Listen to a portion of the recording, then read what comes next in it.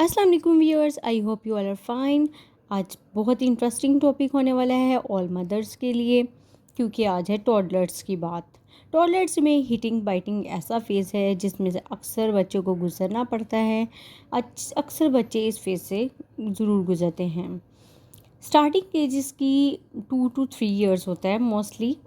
हमें पता कैसे चले? पता जब चलता है इसका, जब बच्चे को हम दूसरे बच्चों के साथ खेलने अलाउ करते हैं।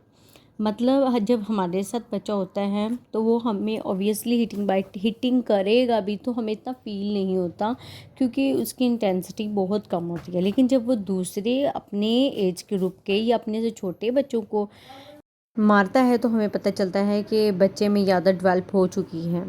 बात आती है रीजंस की। इसके पीछे 2 रीज़न समझ आती है।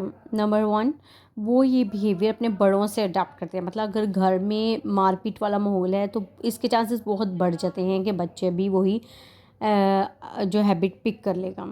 नंबर 2 है, जब बड़े अक्सर मजाक मजाक में मैंने अक्सर देखा है कि फादर्स जो है ना, वो बच्चों के साथ रेसलिंग करते हैं, उन्हें फाइटिंग के लिए उकसाते हैं। और मजाक मजाक में जब बच्चे को सिखा देते तो बच्चा वो चीज़ अडॉप्ट कर लेता है और उसके भी ये बिहेवियर में शामिल हो जाता है कि वो अपनी स्ट्रेंथ दिखाता है। ये डिसइक्विलिब्रियम की एज होती है ब्रेन अपग्रेड की हो रही है। बच्चे में बहुत ज़्यादा हार्मोनल चेंजिंग आ रही होती हैं, बहुत ज़्यादा डेवलपमेंटल चेंजेस आ रही होती हैं। वो बहुत ज़्यादा चीज़ें एकदम से पिक करा सीख रहा होता है माहौल से, इस वजह से वो अपने आप को सस्टेन नहीं रख पाता। Age of disequilibrium are 18 months, 2.5 years, 3.5 years, 4.5 years, 5.5 years, 7, 9 and 11 years। ये एजेस कंसिडर की जाती हैं डिसइक्विलिब्रियम की, क्योंकि इन एजेस में बच्चों में बहुत ज़्यादा बिहेवियर और डेवलपमेंटल चेंजेस आ रही होती हैं। अगर हम देखें तो ये टिपिकल बिहेवियर, जब हम स्ट्रेस में होते हैं या अपने आप को बेबस महसूस करते हैं, तब हमारा लोअर ब्रेन एक्टिव हो जाता है और हम फाइट और फ्लाइट मोड में चले जाते हैं। हम फाइट और फ्लाइट मूड में क्या होता है कि हमारी जो सारी स्ट्रेंथ होती है वो हमारे टांगे बाजुओं में आ जाती है और हमारा दिमाग लोअर ब्रेन एक्टिव हो जाता है, जिसकी वजह से हम लड़ने मरने पे तैयार हो जाते हैं कि ये नहीं कर सकते या हमारी रीच में नहीं है या हमें इस टाइम ये चीज़ खाने को नहीं मिल सकती, कुछ भी ऐसा जो पॉसिबल नहीं है, तो हम वायलेंस पे हो जाते हैं। हम अपने आप को बेबस महसूस करते हैं। और क्योंकि बड़ों के साथ भी यही सिचुएशन होती है, लेकिन बड़ों को नो हिटिंग रूल का पता है, वो मार पीट नहीं करते, वो ऐसी सिचुएशन में अपने आप को कंट्रोल कर सकते हैं। लेकिन बच्चे क्योंकि बहुत छोटे हैं, वो मेंटली इमेच्योर हैं, वो अपने आप को कंट्रोल नहीं कर पाते और वो फ़ौरन से इस बिहेवियर का इजहार कर देते हैं। अब बात आती है व्हाट टू डू, करना क्या है तो करे क्या। कुछ लोग इसके लिए आइसोलेशन सजेस्ट करते हैं कि बच्चे को सेपरेट बंद कर दें किसी रूम वगैरह में, जब उसका बिहेवियर नॉर्मल हो जाए तो दरवाज़ा खोल दें। लेकिन ये तो पनिशमेंट में आ गया, और पनिशमेंट आपको पता है कि बच्चे के लिए कभी भी सही नहीं होती। पनिशमेंट बच्चे को और भी नेगेटिव स्टेट ऑफ माइंड में ले जाती है और वो उसकी जो अच्छी वाली क्वालिटीज़ है ना, उनको भी रिड्यूस करने लग जाती है। और पनिशमेंट से जब वो बच्चा निकलेगा तो वो रिवेंज वाले माइंड में होगा कि कभी ना कभी मैं इनसे बदला लूँगा। तो ये सही नहीं है, पनिशमेंट के बच्चे पर अच्छे असरात नहीं होते, इसलिए मैं इसको सजेस्ट नहीं करूँगी। नो, आपने बैक हिटिंग नहीं करनी, वापस नहीं मारना, क्योंकि वापस मारने से बच्चे में फिर वो हम उसको प्रमोट कर रहे हैं मारने की उसकी आदत को। बैक हिटिंग भी नहीं, अब्यूसिव लैंग्वेज भी आपने यूज़ नहीं करनी, वरना बच्चा भी वही करेगा। थ्रेट भी नहीं करना, आपने धमकाना नहीं है बच्चे को। ब्लेम नहीं करना, शेम नहीं करना, जजमेंट नहीं करनी, गिल्ट, ठीक है। और आपने डिले नहीं करना। सबसे इम्पोर्टेंट बात है डोंट डिले। जब भी आपको पता चलता है कि आपका बच्चे में हिटिंग की आदत आ रही है, आप उसी टाइम उसे ट्रीट करना शुरू कर दें। आहिस्ता आहिस्ता खुद ही उसकी आदत हट जाएगी। अब क्या क्या करना है, ये स्टेप्स हैं। सबसे पहले तो आपने अपने आप को नॉर्मल रखना है, ठीक है। डीप ब्रीथ, मतलब नॉर्मल हो जाए अपने आप को।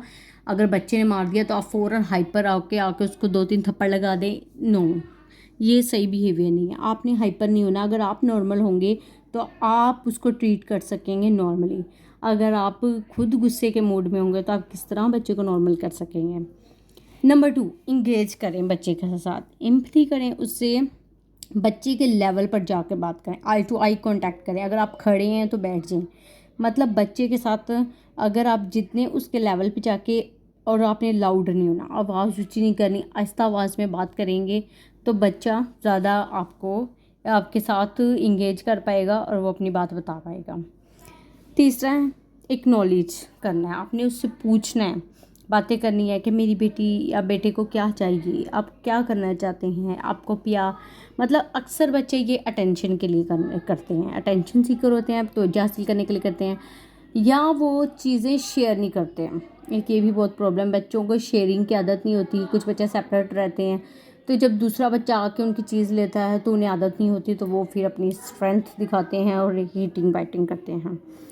तो आपने अपने बच्चे से नॉर्मल बात करनी है, उसे रीडायरेक्ट करना है। नेक्स्ट है हमारे पास टाइम आउट, बच्चे को हम रीडायरेक्ट कर सकते हैं, एक जगह से दूसरी जगह ले जा सकते हैं, पार्क वगैरह में ले जा सकते हैं ताकि उसका माइंड डाइवर्ट हो, और इस तरह उसकी किसी और एक्टिविटी में इंगेज करवा सकते हैं।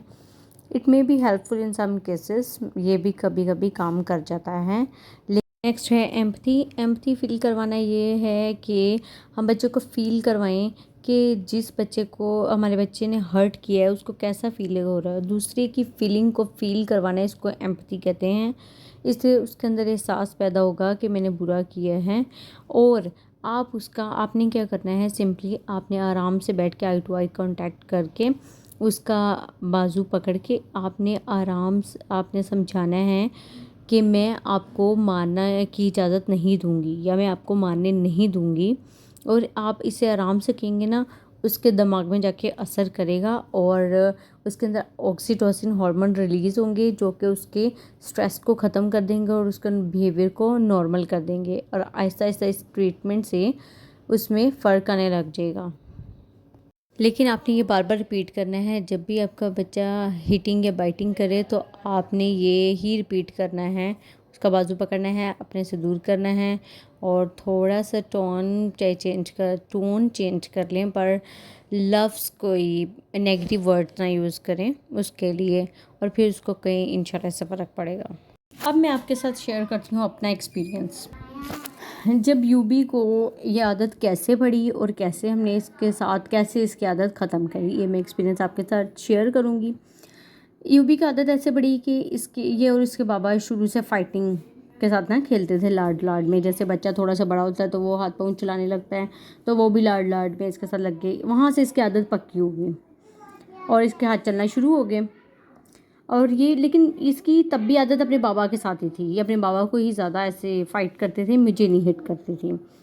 लेकिन फिर इसकी आदत ना, तब इसने ये दूसरों पे अप्लाई करना शुरू किया कि मुझे कोई चीज़, अगर कोई बच्चा इससे ले लेता था, इसके टॉयज़ वगैरह इसको नहीं देता था, तो ये मारती थी।